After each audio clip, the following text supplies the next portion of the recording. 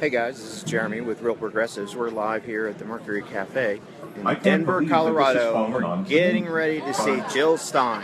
I am honored, I am flattered, and thrilled. A great afternoon has been had by all, I'm sure, by this point. Yes, okay, very good, very good. This is where it all gets kind of heavy, as we're about to be in the company of the one presidential candidate in 2016 who actually seems to acknowledge that there is a world beyond the U.S. borders and that those people actually have the same rights that we in the U.S. have. Weird. That is a woman of power, of vision, and she's here in Denver, so please help us all give a great big, mile-high city kind of welcome as she fights her way to the stage and to our nation's capital, Dr. Jill Stein.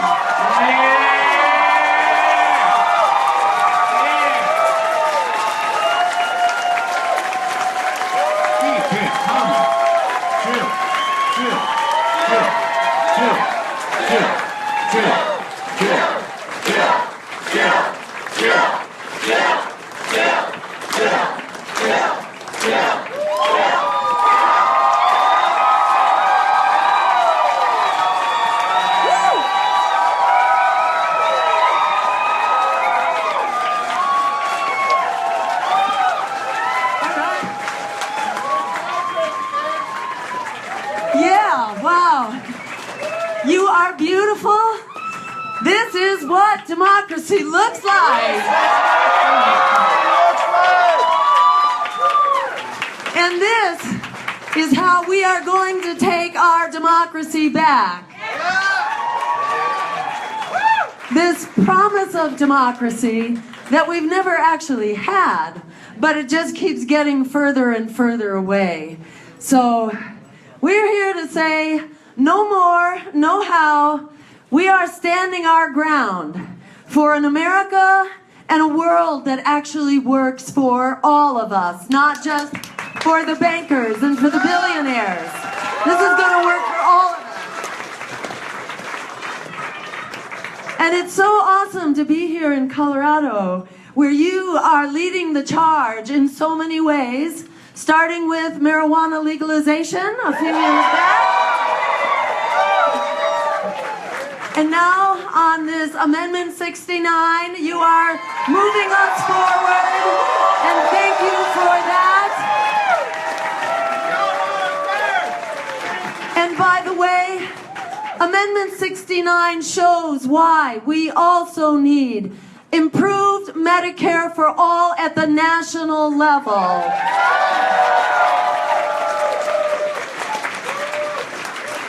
Because we need the enabling legislation at the national level in order to make it possible to really have the streamlined merger into a single payer system. Ultimately, that's where we want to go. But Measure 69 gets us started, and that's critical. Thank you for leading the way. And Colorado is kind of ground zero on fracking. And this is where we stop fracking.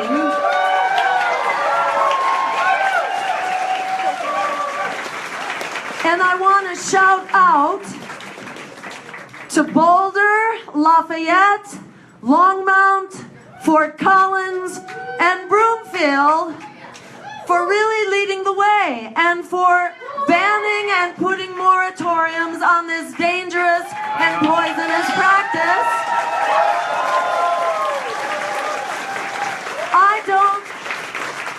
I don't know about you, but I totally don't understand people like Hillary Clinton's new director of transition, Ken Salazar,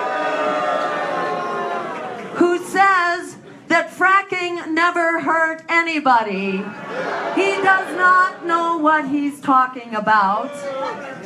Fracking is a very dangerous practice that pollutes our water, that depletes our water supplies in addition, that pollutes our air, that puts communities at risk, that endangers the workers, above all, on the front lines, who take their lives in their hands when they walk onto the frack site. In fact, any worker in the fossil fuel industry actually increases their risk of dying on the job by 700% the minute they get onto that job site. So this is for the workers as well as for the communities. And to all those who are dependent on this fossil fuel money and this fossil fuel economy, we say, we put you first in the just transition to ensure that you will have equivalent jobs, equivalent pay, and equivalent benefits during this transition.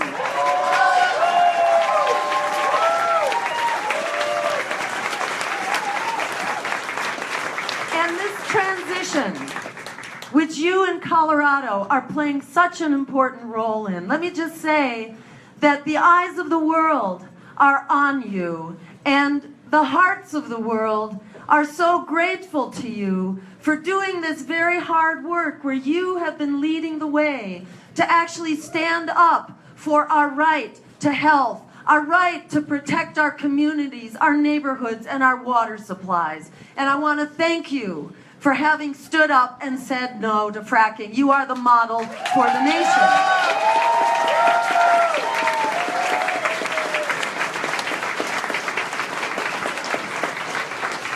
You were certainly the model for New York State that followed in your footsteps by banning fracking throughout the state.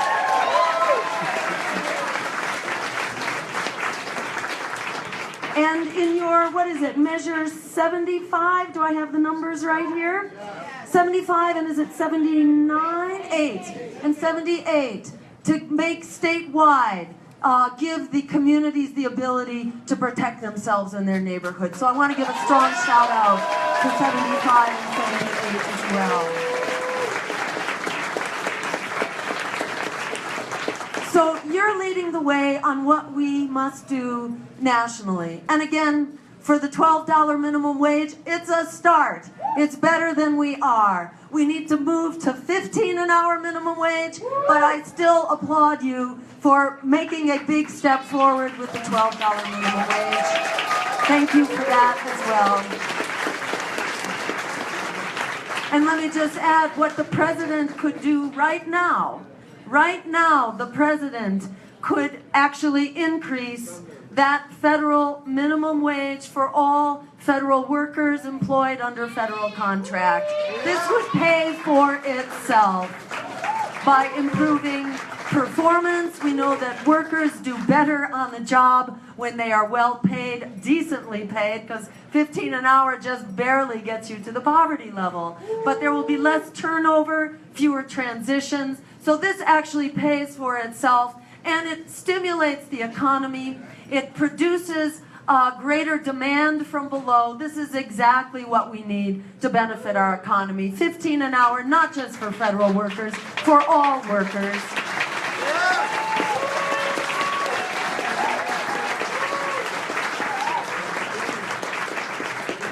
And these are exactly the things that we need to do at the national level. So, we have right now a state of emergency. We have several states of emergency. One of them is on the climate, another one is on the economy, and another one falls square on the heads of communities of color. We have a crisis of racism and of racial disparities and police violence. And again, a big thank you to all of those here in Colorado that are fighting to end police violence.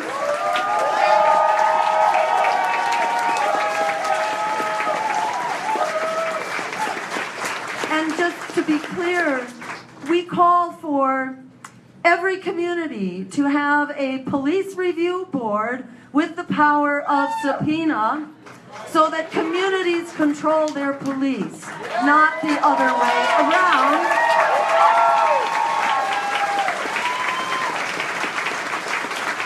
And we also call for investigators, which are independent from the police forces and their local attorneys generals and their local district attorneys, so that every case of death at the hands of police gets an investigation. Every victim deserves a full accounting. The families deserve a full accounting. Society deserves that accounting. And we also go further. We call actually for a Truth and Reconciliation Commission, a national commission which will create a series of conversations. We need to have a real healing conversation about race, about xenophobia, about anti-Muslim bias, about LGBTQ bias. We need to have an honest accounting and sharing of the role that prejudice, violence, and hate is playing in dividing our society, especially after this latest election with the hate mongering that's been going on. We need this national commission.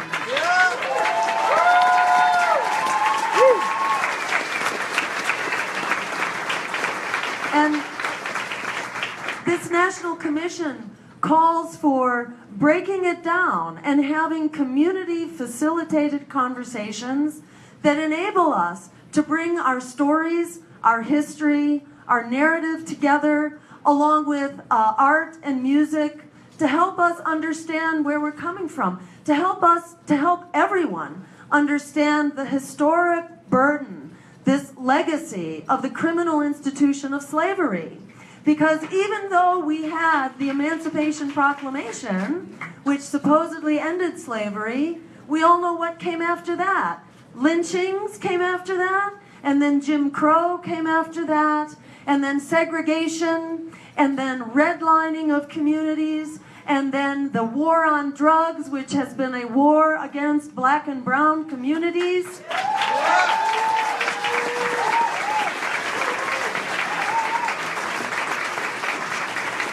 And then the institution of mass incarceration followed that, and police violence. And we know that this violence was not new. What's new is the video cameras on our cell phones. So we have... Police the police.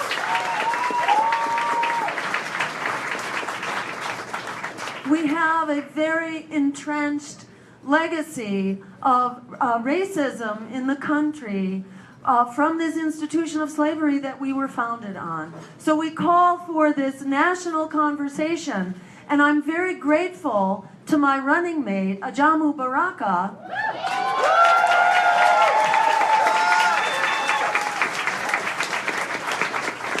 who, as a person coming in the tradition of the African American intellectuals, has just an incredible grasp of history, an incredible grasp of human rights and of racial justice, and brings to this conversation voices that have never been heard. I don't know if people had a chance to catch us on CNN 2 weeks ago. Good job.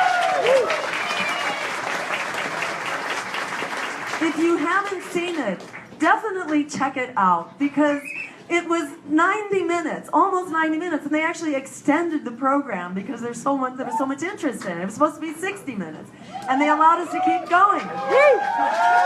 Awesome. It was like an uninterrupted 90 minutes of everything that you cannot say on primetime TV. Yeah.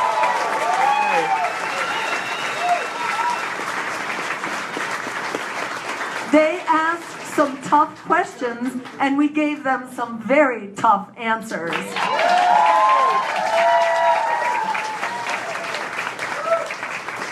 And yes, Ajamu uses some very frank language.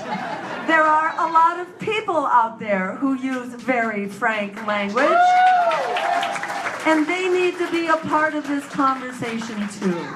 And, you know, that's how we ensure that this really will be a truly productive and transformative, unprecedented conversation, a healing conversation about race and divisiveness and violence that will enable us to get past this divisive history, to really share who we are as human beings, to find our common humanity, and to move forward. And I'm very grateful to Ajamu Baraka, who really emanates that common humanity in just an incredible way. So I want to give him, again, a big thank you.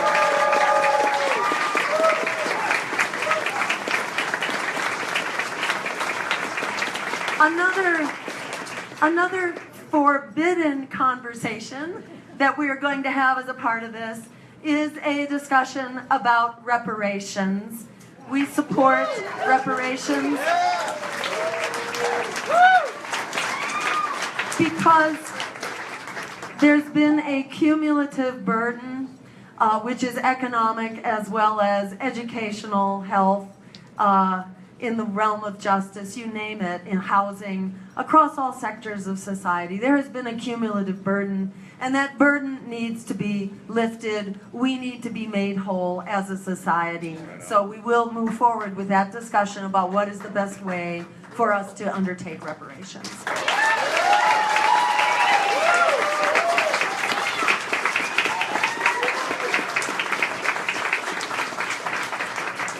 Here's another forbidden subject, and that is that we are all immigrants in this country. Some people have a very short-term memory. They may have some, I don't know, maybe brain function issues perhaps going on, but they seem to have forgotten that all of us, with the exception of Native Americans, whose land we stole, and I apologize for this,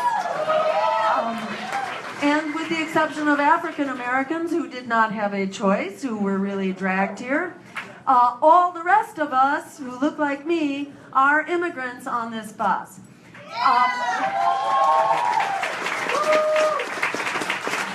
And in my view of American exceptionalism, what's exceptional about America is that we have come from all corners of the earth, and we have come together to discover our common humanity. That is what is exceptional.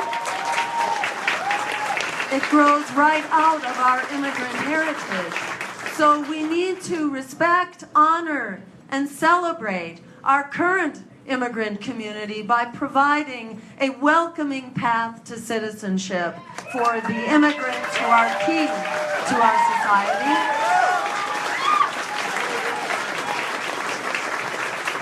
And here's maybe the forbidden part of this, is to recognize that in order to fix this crisis of immigration, the most important thing we can do is to stop causing it in the first place.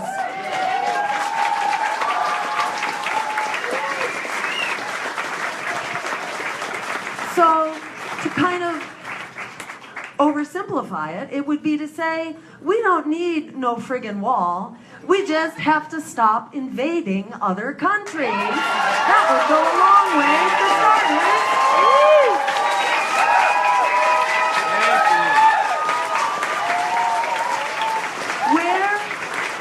Where are the immigrants coming from? After all, from Latin America, most recently from Honduras. And who do we have to thank for the crisis in Honduras? Well, Hillary Clinton gave the thumbs up to this corporate coup that has driven tens of thousands of people running for their lives. And when they come here, we criminalize them, people who are refugees, because of these outrageous, inhumane policies that have been allowed to be adopted in the first place. And it's not just Honduras, it's also Guatemala and the legacy of US CIA intervention on behalf of United Fruit. many decades ago that led to this legacy. This long-standing, many generations of violence in Guatemala and in El Salvador as well. These have been U.S. interventions against essentially democracies, democratically elected governments, which are illegal, unacceptable, immoral. That is exactly what we need to stop.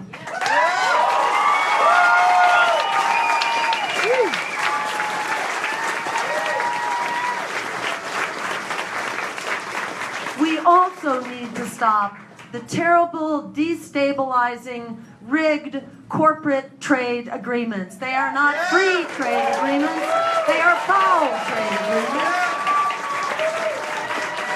They have hurt workers in our country, and they hurt working people overseas and south of the border. We put millions of Mexican farmers out of business, as well as factory workers, through the dumping of cheap agricultural and manufactured goods in Mexico and south of the border. So we need to go back to the drawing boards on NAFTA and create a fair trade agreement, not a free trade agreement.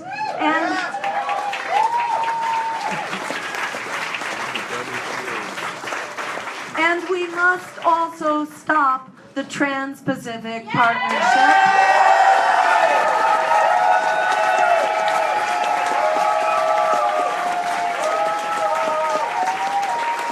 We must not allow this NAFTA on steroids to be passed, especially during a lame duck session. And you will see us begin to mobilize as we move forward in the campaign to actually help lift up and build the resistance to the Trans-Pacific Partnership. So thank you for your work helping to stop the TPP. North Dakota.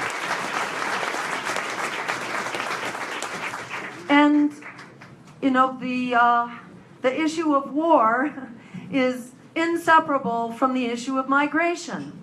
We have something like 65 million refugees worldwide now, which over the past year alone, which is tearing apart Europe and the Middle East, for sure.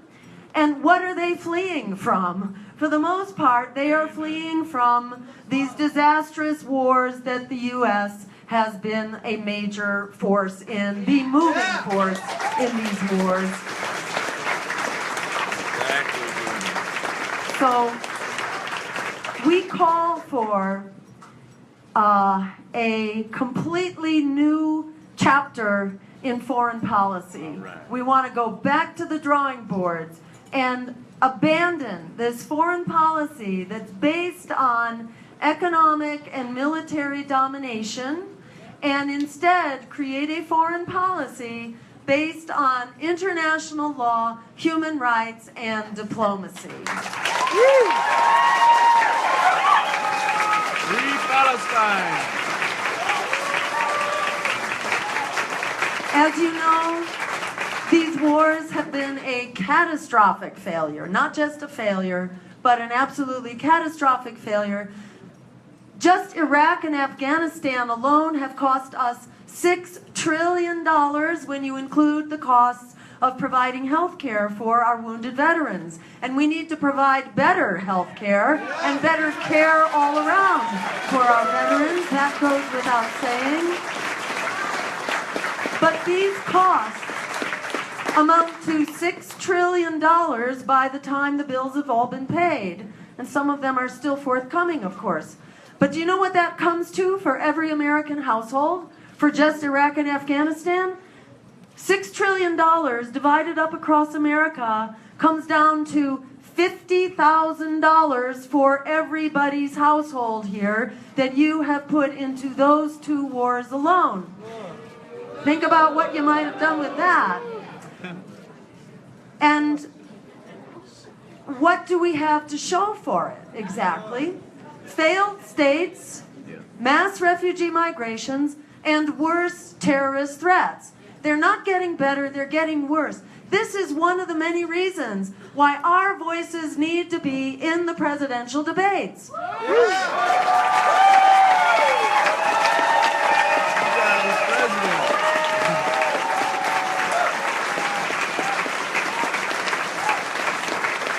because more of this catastrophically failed policy cannot possibly withstand the light of day. The only reason they can keep hammering away, and this is both Hillary Clinton and Donald Trump, the only reason they can keep talking about more and bigger militaries that are going to make us more and more powerful and more dominant around the world, the only reason they can talk about that is if they turned a completely blind eye to the actual historical record. This is a massive failure, and it is bankrupting our budget.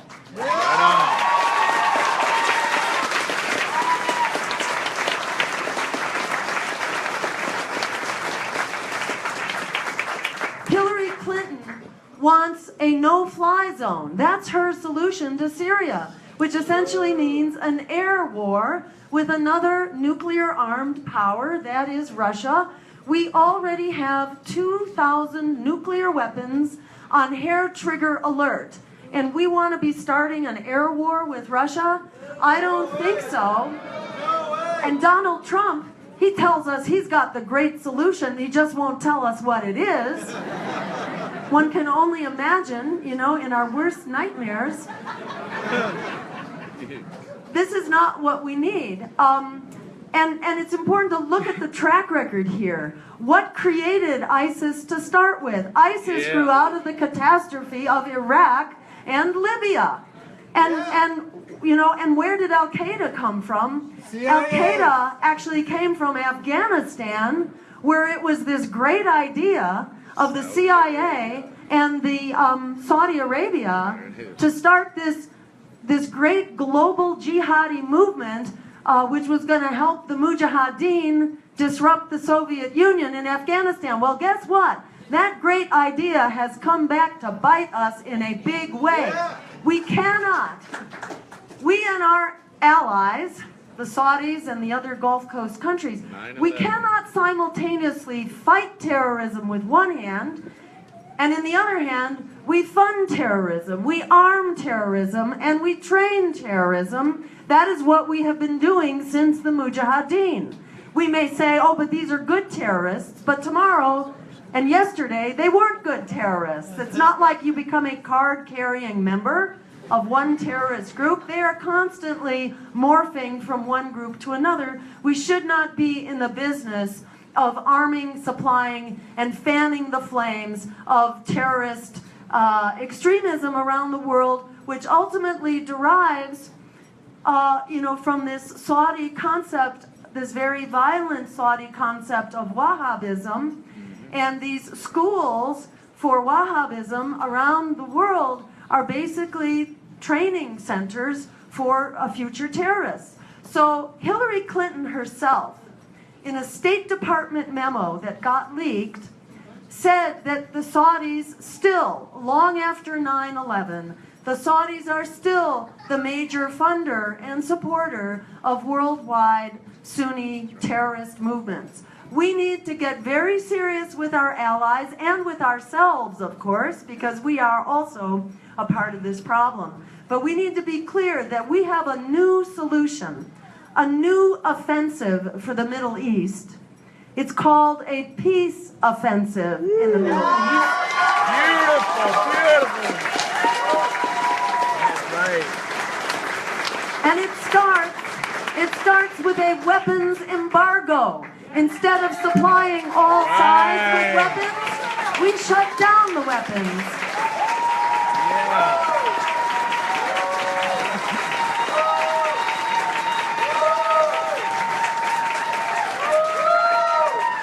We have been the major funder, certainly in the Middle East and all around the world, the major supplier of weapons. This is not benefiting the Middle East, it's not benefiting democracy, it's not benefiting stability. The only entity it's benefiting are the war profiteers and the weapons industries who are defining our foreign policy. It's time to get them out of the business of writing our foreign policy. Yeah.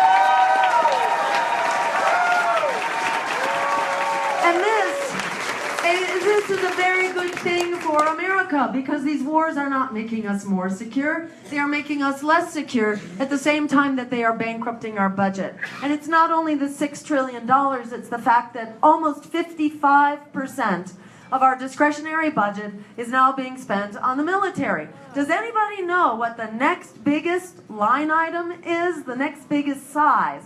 So 55% is the military. The next biggest size is 7%. Okay? So we have a budget that's 55% military, and then there's a whole bunch of little footnotes at 7% around that. We basically have a military budget. We are being extorted. We are being taken over by that military industrial security complex that President Eisenhower warned us about so long ago. It's time to get them out of the business of running our country.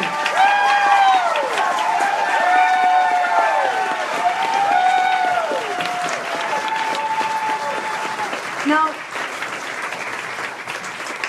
and as we do that, we can cut the military budget, which doesn't make us more secure. Things like the F-35 weapon system that will cost us $1.5 trillion by the time it's done, and it is already obsolete, actually. But, you know, it's a good jobs program. Well, we're calling for a different kind of jobs program, a green jobs program as part of the Green New Deal.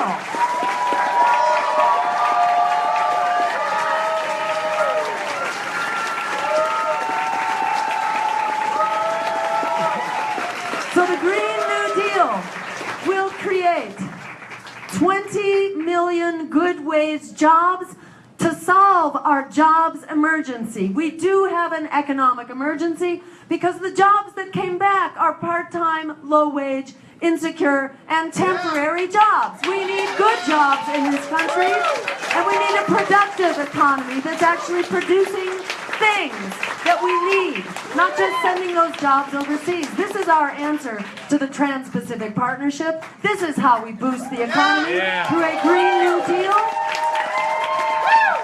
It's not rocket science. This is not something that's hypothetical that we're just inventing. This was actually done during the Great Depression. We actually created millions of jobs within months. We're calling for 20 million jobs over the first term of 4 years. And those jobs are not just plain old jobs.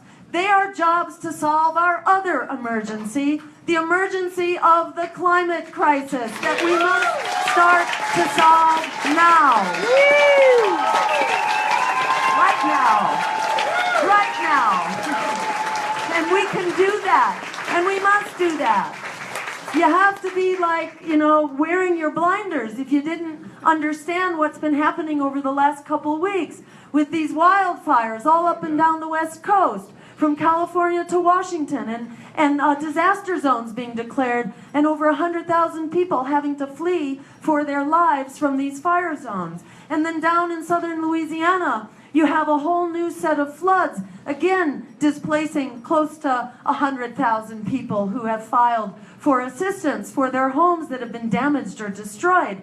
And then the very next day, what does Washington, the White House do? They open up 25 million acres of the Gulf for new oil exploration. We need to shut that down. No new oil exploration is what we need.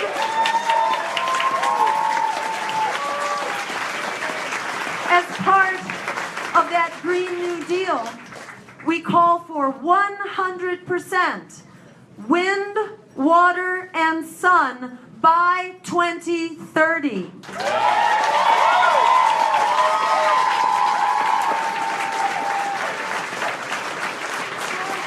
This is an emergency mobilization because what we're seeing, not only, you know, every month now is setting a new world record for the month of that name. And what we're hearing from the scientists now is that we can expect 9 feet of sea level rise as soon as 2050. This is not something we can survive. This is goodbye Manhattan. It's goodbye to the state of Florida. Goodbye to the country of Bangladesh. And goodbye to all coastal population centers all around the world. This is not something we want to have to deal with. We've got to stop this before it becomes inevitable. That means today we start to fight this.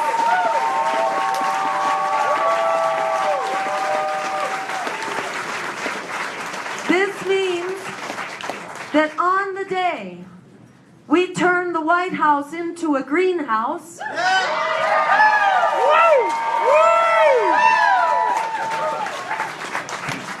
that means the only responsible thing to do is to declare an immediate moratorium on all new fossil fuel infrastructure. No new fracking, no new offshore oil, no new excavation on public lands. This means no opening up the Arctic, no new frack towers. No pipeline. Instead, right, no pipelines, no fracking pipelines, no oil pipelines, no new oil or fossil fuel pipelines whatsoever.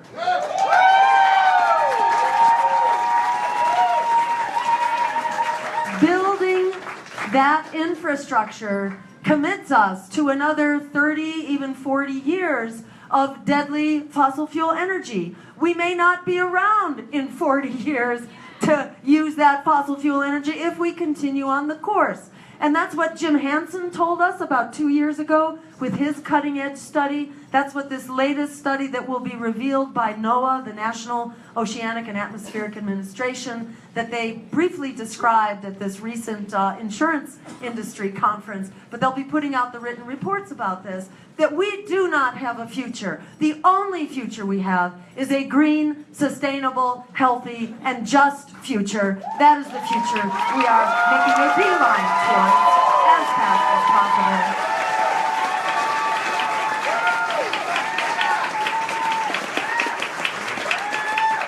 And that Green New Deal revives our economy. It turns the tide on climate change in an emergency way, with an emergency wartime scale mobilization against our true greatest common world threat, and that is climate change.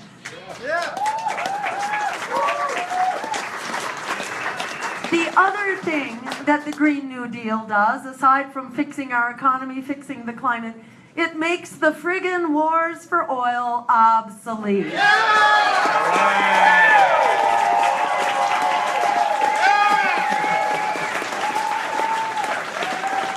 Because when you have 100% clean renewable energy, and that means no nuclear energy as well, because it's dangerous and there's no place to put it. We can't afford it. It can only survive if it gets huge public subsidies. So, if it weren't being supported by its apologists in our government, it could not survive left to a free market. It would actually die its own quick natural death, which is what it should do. We say goodbye and good riddance to nuclear energy.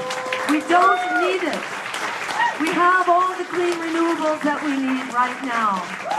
But, the whole excuse for the military, we are the only nation, not only right now, but throughout history, that has had armed forces all over the world. Something like, 700 bases? Nobody knows exactly, in over 100 countries around the world.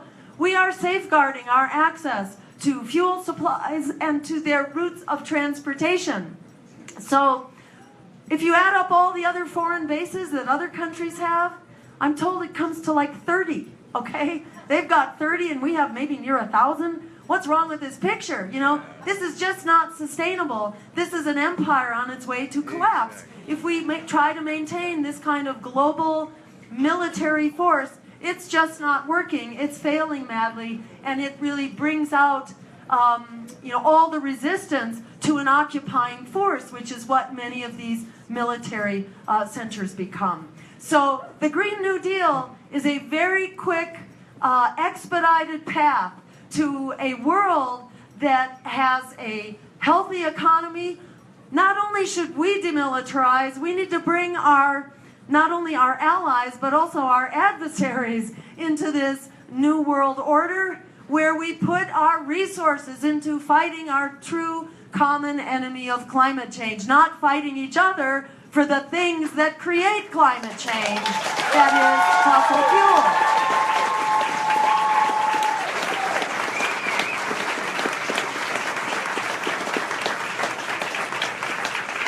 So this is kind of a win-win-win. And the last thing I didn't mention, this pays for itself, not only in reduced military expenditures, but it turns out we get so much healthier when we eliminate fossil fuels that our health savings alone is enough to pay the cost of the green energy transition. So what's not to love about this? When they say we can't afford it, it's actually the opposite. We can't afford not to do it. Yeah. And it's not only cleaning up our energy supply, it's also transforming our food supply to a healthy, sustainable, relocalized, organic food system instead of this industrial, toxic, mechanized, nutritionally depleted food system that's being subsidized, inflicted on us, and making us sick. So we're calling for jobs also in the healthy food sector, in creating family farms and community farms and farming cooperatives again, bringing back a healthy farming economy.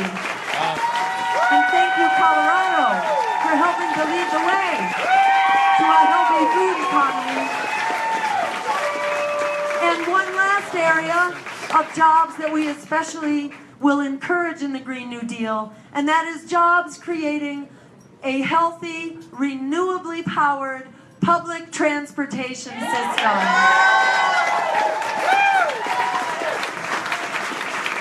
And it's a public transportation system that also includes recreational transportation. That means safe bike paths and safe sidewalks so we can get to the transit hubs under our own muscle power, having fun while we get there. And I know there are a lot of people in Colorado that have a lot of fun with recreational transportation. So when you build this in to our economy, we actually get really, really healthy. And this isn't just like a study that tells us about this. This actually happened in the country of Cuba. When their oil pipeline went down in the 1990s, when the Soviet Union collapsed, suddenly they lost their fossil fuels. They did not have, cars polluting their roadways. They did not have oil to drive their tractors for their mechanized agriculture. They had to get out the farmers. They had to bring out the draft animals and the bicycles. And suddenly the air is clean. Their economy's crashing because this was not a planned transition. This just happened. So what happened to their health? You'd think it would be crashing because their economy is in a shambles. But what actually happened is that their death rate from diabetes goes down 50%. Their death rate from heart attacks and strokes goes down about 30%. And their all-cause mortality goes down about 20% in spite of the economic hardship and the stress. How much are we spending in this country? $3 trillion a year on a sick care system, not a health care system. And we are only getting sicker. In Cuba, they spent $0. And they basically had a health miracle. So just by moving to the Green New Deal, we start improving the infrastructure for health. But of course, in addition, we call for an improved Medicare for all system so that we can help people who actually get sick. And we support what Colorado is doing with Amendment 69 to begin us along that pathway. So, again, an improved Medicare for all system will not cost us more money. It actually just redirects the money that's being wasted right now on paper pushing and bureaucracy and exorbitant CEO salaries, and instead puts that money, healthcare dollars, into real healthcare. We have a right to healthcare as a human right, and we have it now. One last thing I want to mention that also needs to be done at the national level, and this is something else that will not be discussed unless we are in the debates, and we'll talk about how to make sure we're in the debates in a minute. But we have a generational crisis right now, an entire generation of young people who've been locked into predatory student loan debt. We found a way to bail out the bankers who crashed the economy with their waste, fraud, and abuse on Wall Street. If we could bail out the crooks on Wall Street, it's time to bail out their students, the young people locked into predatory student loan debt. And it is a tiny fraction. It's just a small fraction of the amount of money that was put into the Wall Street bailout, which was something like $16 trillion.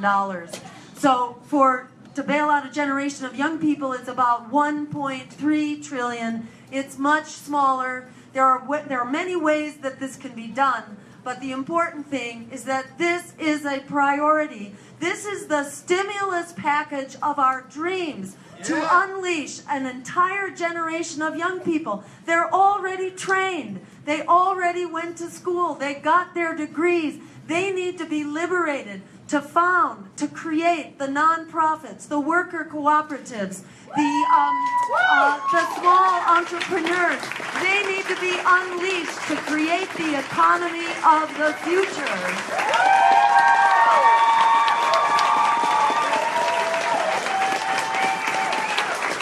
And for all of our benefit, this isn't just for them. This is for all of us. We need them to be liberated to lead the way forward.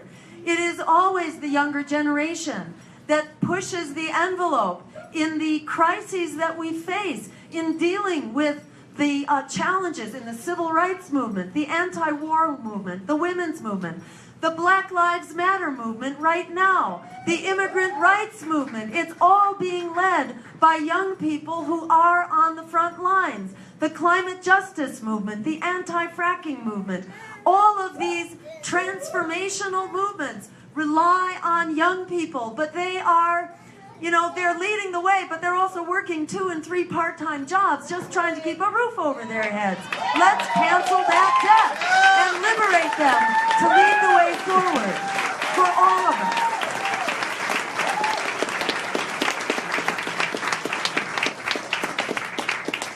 So, we can have an America and a world that works for all of us, and we can actually afford it. We cannot afford to continue down this absolutely catastrophic trajectory that we're on. We've got to do it, and the only reason we're not doing it is because the predators still have their hands on the steering wheel through these 2 corporate political parties who are funded by the predatory banks and the fossil fuel giants, the war profiteers and the insurance companies. We need to establish the alternative to these corporate parties. That's what we are doing in our campaign. That's what the burners have been doing, is creating that movement that will not be stopped. This is a marriage made in heaven. I can't tell you how much this is just like beyond my wildest dreams about how quickly we could get to critical mass, because the Bernie movement has brought out the social activists and the movement activists, while the Green Party's been developing the infrastructure. And how do you do this? How do you actually do these electoral campaigns, which they make as complicated as possible if you're not going to just buy your way into it? We have the culture and the expertise, and I want to give a thank you to all the Greens out there who've been doing this work for a long time to make this possible, to challenge power. And you bring together this structure of the Greens together with the incredible inspiration and the passion of the Bernie movement, and together we are unstoppable. Good! Good! Woo!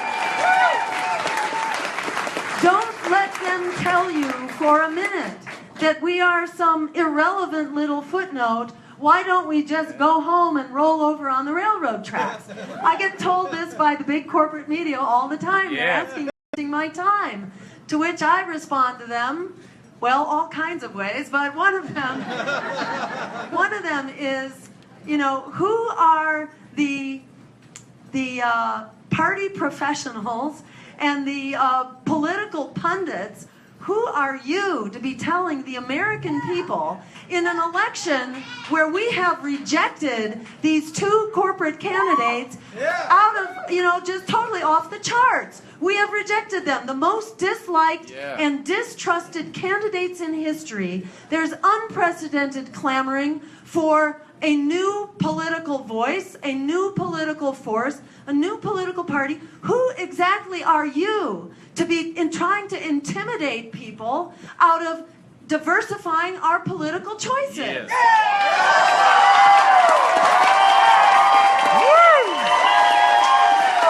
Corporate media.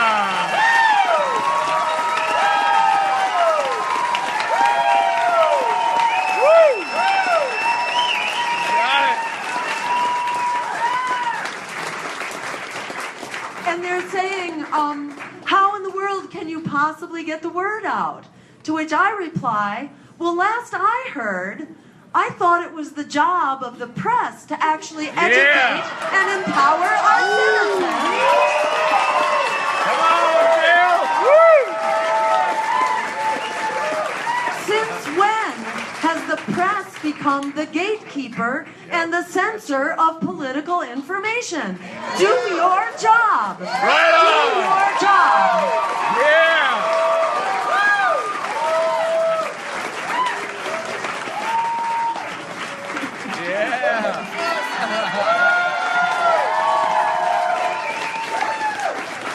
So, if they don't do their job, we have another name for you.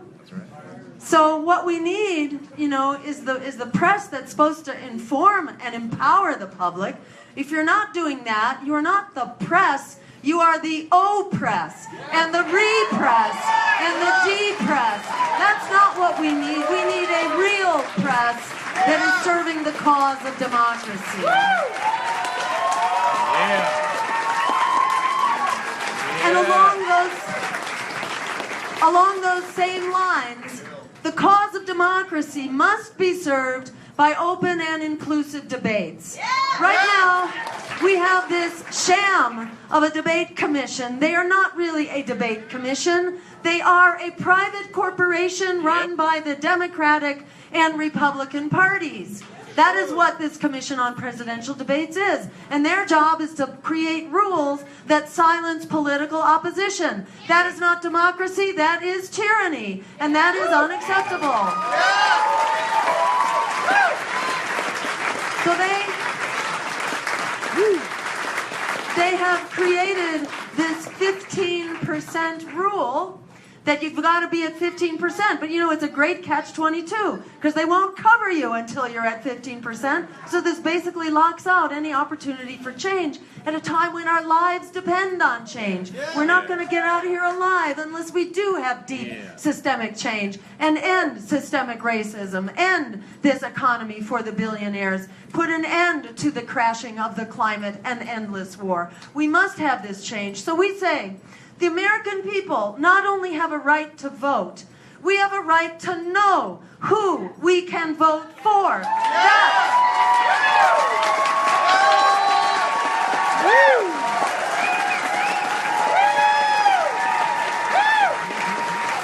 And that should be the criteria for getting into the debate. If a candidate is on the ballot for enough voters that the candidate could actually numerically win the office of the presidency, then voters deserve to be informed about that candidate. Right now, if that rule was applied, there would be 4 candidates in this debate. And that's what we need. In the last election, my running mate at that time, Sherry Hunkala, and I were both arrested at Hofstra University, simply trying to get into the grounds of the college to listen to the debate and bear witness to the fact that we should have been in the debate. We were on the ballot for 85% of voters. This time it's going to be more like 95 or 98% of voters. Those voters have a right to know.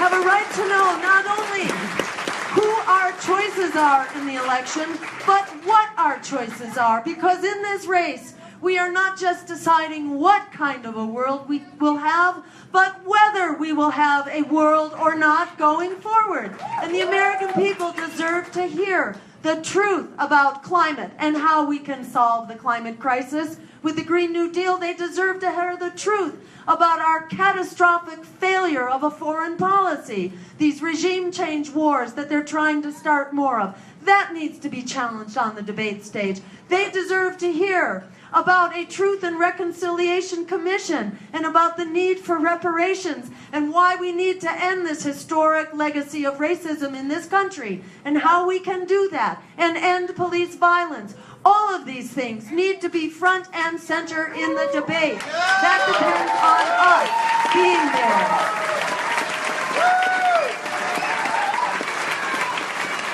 Yes. So I ask you to please consider joining me.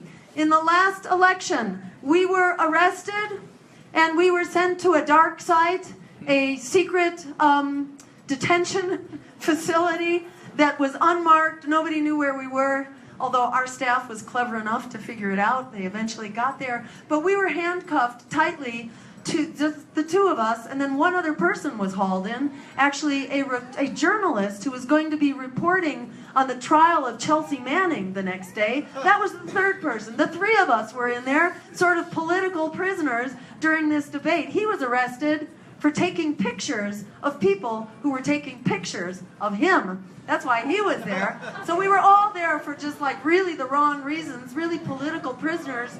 We were there tightly handcuffed to these chairs, surrounded by 16 Secret Service and Homeland Security and Secret Service people. Like that, we were so dangerous. You know, I felt so honored, to tell you the truth.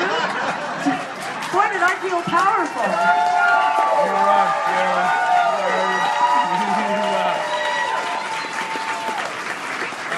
They did not release us for about 7 hours until everybody had gone home and there was nobody out there on the streets of Long Island. We were released without our jackets, our cell phones, or money to make a phone call into the cold streets on a November night, to sort of find our way. Because they were that scared of word getting out, of press finding out that there were actually other candidates to inform the American public about. If they were that scared back in 2012, you can imagine how much they are quaking in their boots right now. Yeah!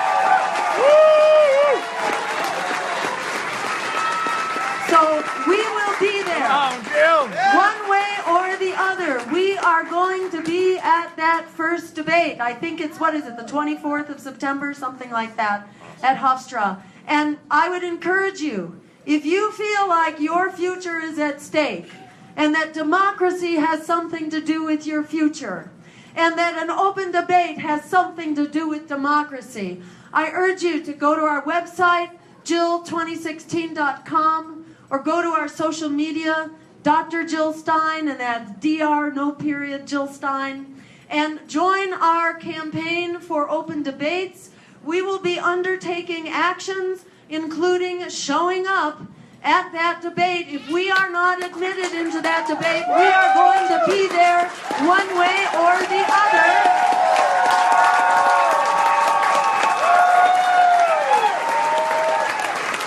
We have a petition.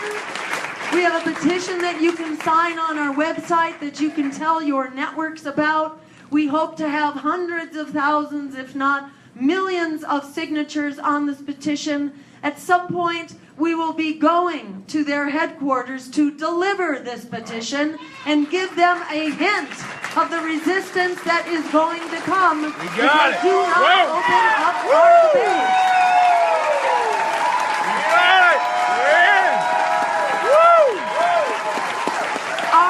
future is too important to be left to two corporate candidates who are working for the war profiteers and the big banks.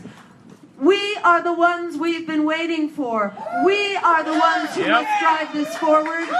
You are the ones who have created this incredible, historic moment that we have never been in before, where we are facing unprecedented crisis, but we are facing that crisis with unprecedented potential for transformative change. We have that power. I urge you, let's stay networked. Let's just not stay networked. Let's grow this network. Let's bring in everyone that we can.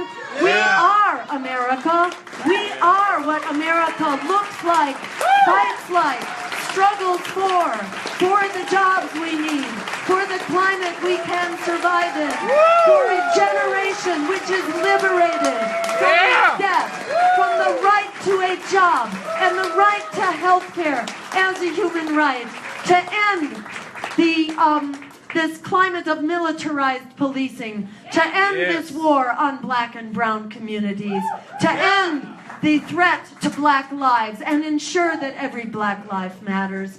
This is an America and a world that works for all of us. They tell us we are powerless, but in the words of Alice Walker, the biggest way people give up power is by not knowing we have it to start with.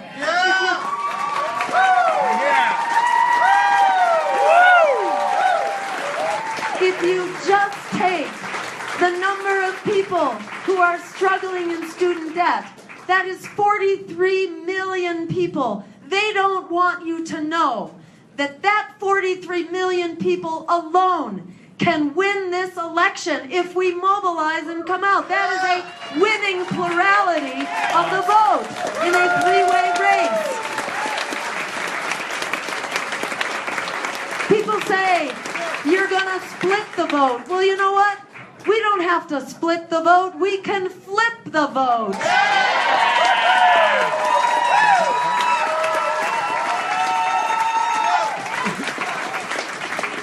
Just tell everybody you know who is carrying student debt or has a family member in student debt, and that's all we need to do. Just let them know there's a way they can come out and vote to cancel that debt. We can then make that a reality.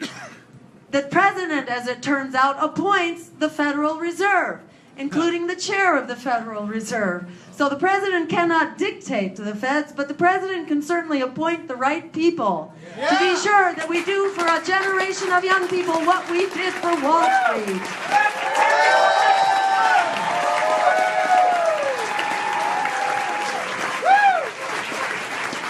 So don't for a minute accept the propaganda of powerlessness. We do have the numbers. We do have the solution. The key is flicking that switch in our own brains from powerlessness, this poison that we have been propagandized with, to flick it from powerless to powerful, because that's actually what we are. We have the numbers that it takes to actually win this on election day. However far we get, we are that much closer, and it's not just in the top race for the White House, it's also in our down ballot races. It's Arn Menkali's race that could very well win this election.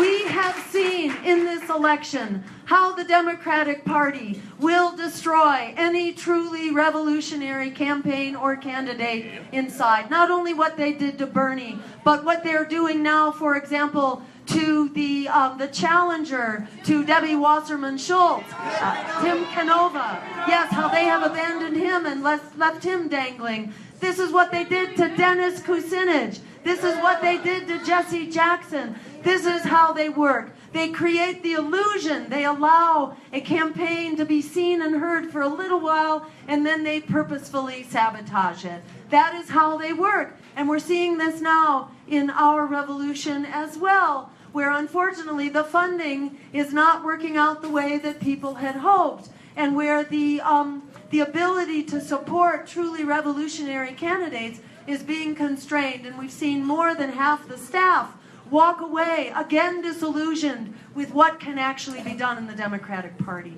So this is a revolutionary moment. We have truly unprecedented revolutionary potential. We say, forget the propaganda of the lesser evil. Fight for the greater good. Let our lives depend on it, because they do. We have the power.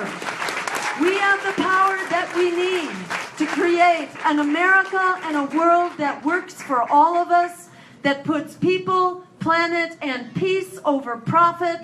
The power to create that world is not just in our hopes, it's not just in our dreams. Right here and now, in Colorado, in the United States of America, that power is in our hands. We are the ones we've been waiting for. Thank you so much from the bottom of my heart. We are a team, and we cannot be stopped. Thank you so very much.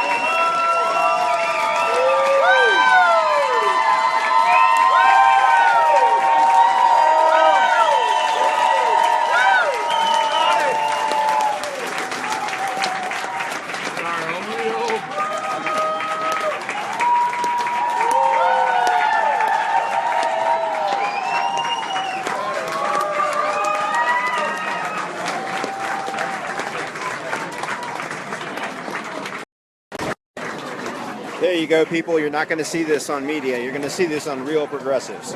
The entire stump speech from Dr. Jill Stein, Green Party candidate for President of the United States. Peace out.